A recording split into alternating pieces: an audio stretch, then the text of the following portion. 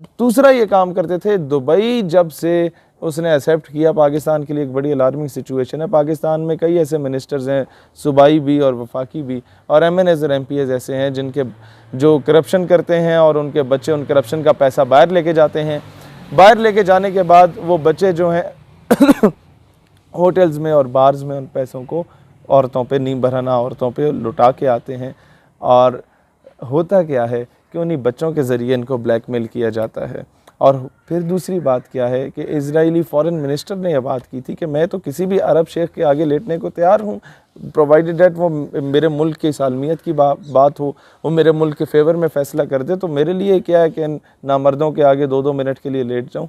लिहाजा अब जो सबसे इम्पॉर्टेंट फैक्टर है वो ये है कि फहाशी के, अयाशी के जो अड्डे हैं वो मुत्तहिदा अरब अमारात में बनाए जाएंगे, और पाकिस्तान के जितने भी एलीट क्लास है ये फहाशी करने के लिए सबसे सस्ता तरीन ठिकाना जो इन्हें मिलता है वो मुत्तहिदा अरब अमारात मिलता है। वहाँ जाके जो ये लोग हराम तोपियाँ करेंगे वो सारी चीज़ें रिकॉर्ड होती हैं। ये एक मोबाइल आपके पास जो होता है, इसमें लाजमी नहीं है कि ये कैमरा हो या ये कैमरा हो, कैमरा दरमियान में भी लगा होता है। मोबाइल, अभी तो वो ऐप्स आ गई हैं कि आप अपना मोबाइल बंद भी करते हैं तब भी वीडियो रिकॉर्डिंग हो रही होती है। तो ये कई इस तरह की चीज़ें, माजी में कुछ ऑफिसर्स बाहर जाया करते थे फॉरेन विजिट पे तो उन्हें मोबाइल गिफ्ट किया जाते थे। अब वो जब पाकिस्तान आते थे तो वो खूबसूरत बातें जो अपनी बेगमात या अपनी गर्लफ्रेंड्स के साथ करते थे वो सारी रिकॉर्ड होती थी, और उन्हीं बातों की बुनियाद पे उन्हें ब्लैकमेल किया जाता था कौमी राज बेचने की सूरत में। बहुत कुछ किया गया हमारे सियासतदानों के साथ, ऑफिसर्स के साथ, और यहाँ तक सिनेरियो बना दिया गया। मेरा एक दोस्त था, साबिक MNA रहा है KPK का, वो कहता है कि मैं एक वफ्द के साथ गया जहाँ पर हर किस्म के ऑफिसर्स और कुछ MNAs मौजूद थे। रात को जब ड्राइंग रूम में हमारे पाकिस्तानियों में शराब तकसीम वो दी जा रही थी, वो ग्लासेस में डाल के, तो मैंने इनकार किया कि यार मैं तो खान हूँ, नस्वार खाता हूँ, वो एयरपोर्ट से आगे आने नहीं देते। तो ये है कि मैं शराब कभी पी नहीं है, ना मेरे बाप ने कभी पी है, तो मैं नहीं पीता। तो कहता है कि MNA साहिबा हकारत की निगाह से मुझे देख के कहती हैं कि जनाब खान साहब नहीं पीते आप?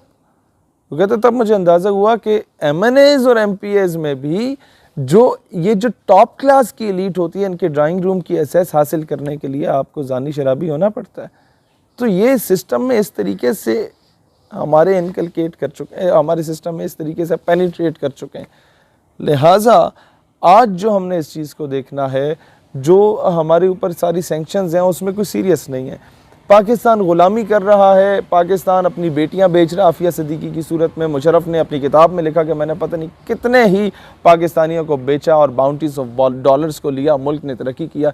भाई तुम्हें कोई बोले कि तुम्हारी बेटी दे दो, ऐशी करनी है हमने उसके साथ, तुम्हें हम 20 करोड़ देते हैं, अपना घर भी बना लो, गाड़ियाँ भी ले लो। पिंड में जब तुम जाओगे तो पूरा पिंड तुम्हारी गाड़ी नहीं देखेगा, वो बोलेगा ये तो बगैरत है, दलाली करता है बच्चियों की। तो अक़वाम आलम में हम पाकिस्तानियों को भी यही देखा जाता है कि बेटियों की दलालियाँ करके ये लोग यहाँ तक पहुँचे हैं।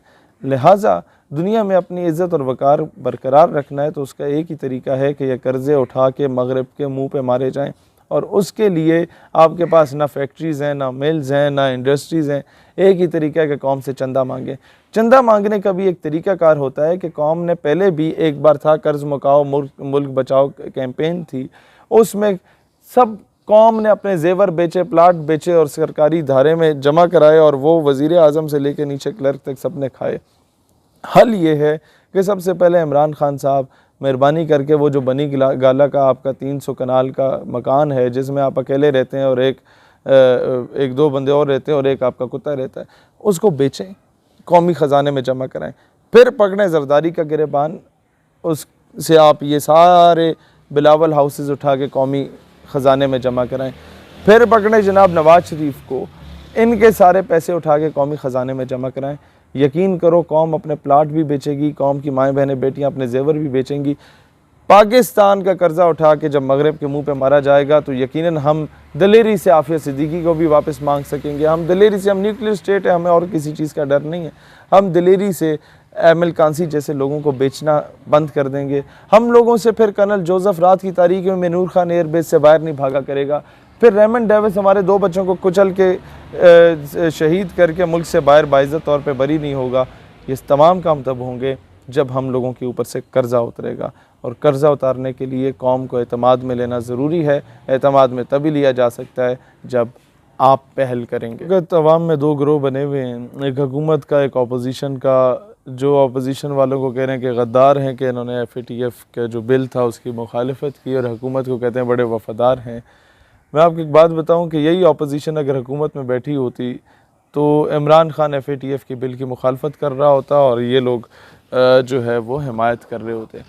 मसला ये नहीं है कि इनमें से गद्दार कौन है कौन नहीं है, ये वही लोग हैं जो पिछले दौर में हुकूमत में थे और आधे वही लोग पार्टी चेंज करके आ गए हैं। ये वही लोग हैं जो बूट चेंज होता है, पॉलिश वही रहती है, और ब्रश जो है वो भी वही रहता है।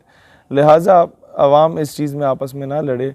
आप लोग तो टिशू पेपर्स हैं, आवाम जो है ये तो आपको यूज़ करेंगे, फेंक देंगे, और यही होता रहा है पिछले 70-72 सालों से।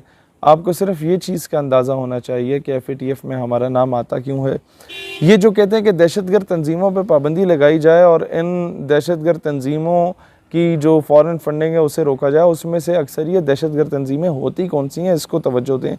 वो दहशतगर्द तंजीमों में से ज़्यादा अक्सरियत वो तंजीमें होती हैं जिनको ये दहशतगर्द कहते हैं, वो तंजीमें जो कि कश्मीर में जिहाद कर रही होती हैं, वो तंजीमें जो कि जिहाद अफ़गानिस्तान में अपना किरदार अदा कर चुकी हैं। बीच में वाकई TTP टाइप की कुछ दहशतगर्द तंजीमें होती हैं, लेकिन वो सिर्फ for the sake of formality होती हैं, क्योंकि ये वो तंजीमें जो कि पाकिस्तान के ख़िलाफ़ यूटिलाइज़ की जाती हैं हमेशा से, उनको जो एड है वो भी अमेरिका ही दिया करता था।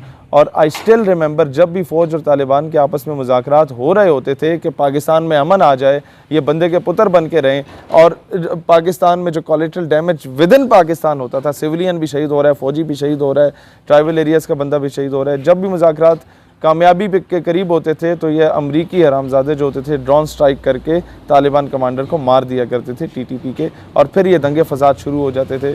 और ये दोनों तरफ से इस तरह का किया जाता था, और वहाँ पर उन्हें फंडिंग भी दी जाती थी against Pakistan and Pakistan armed forces. और तीसरी बात ये की जाती थी, अब ये इनका तरीक़ाकार क्या होता है? तरीक़ाकार इनका ये होता है कि एक दौर में सिंधियों को और MQM वालों को बड़ा लड़वाया जाता था, हैदराबाद से लेकर कराची तक। इन्होंने रॉ ने और CIA ने, पाकिस्तान क्योंकि it's the only nuclear state, तो इन लोगों ने इस्तेमाल किया, कुछ लोगों को ख़रीदा, स्नाइपर्स की प्रॉपर तैयारियां करा के पाकिस्तान में भेजा गया, या उन लोगों को, पाकिस्तानियों को ही, कुछ को गद्दारों को पकड़ के करते क्या थे कि दिन को ये मारते थे 2 सिंधी और रात को मारते थे 2 महाजिर, और ये जो हैं आपस में लड़ना शुरू हो जाते थे। इसी तरीके से एक धमाका इमाम बारगाह में करते थे, दूसरा धमाका किसी मदरसे में करते थे, और पूरा शहर जो है वो फ़िरका वाराना फसादात की लपेट में आता था। इस वक्त भी कुछ ऐसे 3rd क्लास किस्म के इन लोगों ने वो क्या कहते हैं किराए के लोग ख़रीदे हुए हैं, जिनका काम सिर्फ ये होता था उन वलदुल हराम का कि वो आके सहाबा कराम की शान में गुस्ताखी कर लेंगे, या वो आके अहले बैत की शान में गुस्ताखी कर लेंगे, और उसके बाद पूरा मुल्क जो है वो फ़िरका वाराना फसादात की लपेट में आ जाएगा। जब वो उसकी लपेट में आ जाएगा तो अल्टीमेटली दुनिया को दिखाया जाएगा कि जनाब पाकिस्तान तो सिक्योर नहीं है और अनसेफ है, इंटरनेशनल जो आपका फाइनेंशियल है वो पाकिस्तान का रुख ना करे।